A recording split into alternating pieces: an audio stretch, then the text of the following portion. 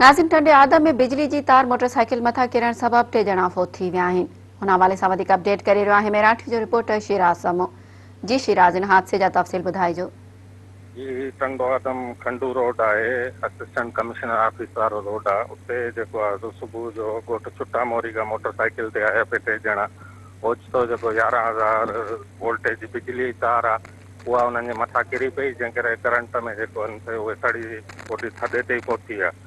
उन्हनि में जेके आहिनि हिकिड़ो 53 सालनि जो आहे, डिग्री कॉलेज टंडो आदम जो मुलाज़िम आहे अब्दुल हकीम छुटो, ऐं संदसि 30 सालनि जो पुटु आहे गुलाम कादिर छुटो, ऐं पोटो आहे माना गुलाम कादिर जो पुटु आहे जावेद छुटो 12 सालनि जो। इहे 3 थधे ते पहुती आहे, जिन जा लाश फौरी तौर तालका अस्पताल पुॼाया विया, जितां जेको आहे ज़रूरी कार्रवाई बैदि जेको वार सबूत खणाए विया। ऐं हीअ जेका तार आहे हिते रोड ते पियल, हिते जे रहवासियुनि जो चवणु आहे त इहा काफ़ी अर्से खां वठी इहा जेका तार आहे ज़बू नाल हुई, ऐं असां काफ़ी भेरा जेको आहे वापदारनि खे चयो, पर उन्हनि का जेको आहे उनजी कोन कई असांजो तदारुक, ऐं इहे इंसानी जानियूं ज़ाया थी वियूं आहिनि। जी शिराज, तव्हांजी महिरबानी।